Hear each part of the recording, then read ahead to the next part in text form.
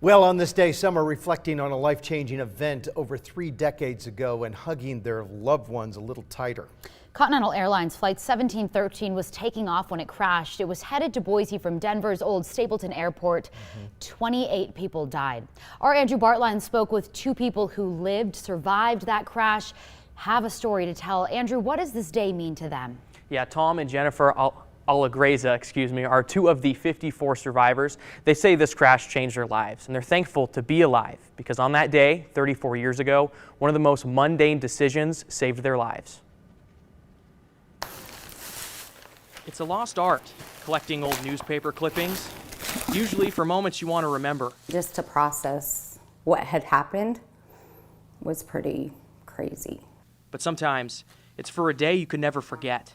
It was kind of cloudy and a little bit misty, rainy, that type of thing, and snowy.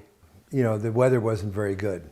It was 1987, Continental Flight 1713 from Denver to Boise. The plane wasn't fully de-iced before taking off, and it barely left the runway. 11-year-old Jennifer Alagreza was on board with her father, Tom. The plane went up about 100 feet and turned upside down, and then it landed on its roof and crashed and then broke apart. And I yelled right away. I said, "Duck your heads, we're gonna crash." Slid for a quarter mile upside down, and the plane is split apart. And so if you imagine that where the plane split apart was like a shovel, it was digging into the dirt at the end of the runway, and that was flying up in our face, along with snow and gravel and rocks and everything else. The crash killed 28 people, including 3 crew members, but Jennifer and Tom walked away with minor injuries. The difference between life and death, a last-second change to their seating assignment. I was going to do a talk at an outfitters meeting on Monday, the next day. So I wanted to sit in back with my secretaries so she could take notes and type it up for me.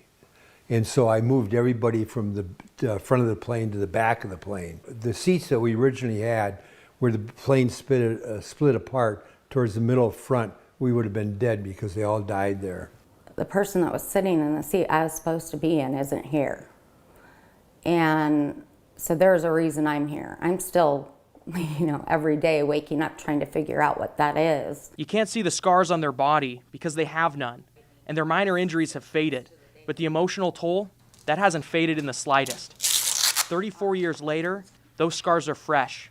Slow motion, it's like I'm still there. Preserved like the ink in a laminated newspaper clipping. And the girl right in front of me died. While I was talking to her, she died. And that bothered me a lot, the most of anything. Now the family still flies, and they actually boarded a plane 2 days later to get home. They celebrate the anniversary each year with flowers and have a big family dinner. It's an annual reminder for them to live their lives with gratitude. Yeah. And one thing to clarify, Tom actually downplayed his injuries to me a little bit. I just talked with Jennifer on the phone, his daughter. She says that the crash broke his hand, which is actually a problem for him getting back to work. So he was a little too humble when we spoke earlier. Well, he's got such a positive outlook too on the occasions that I get to see him at an airport or on the road or at a mall. He's always just got a smile on his face, and he just enjoys every day. That was a great story, Andrew. Thank you.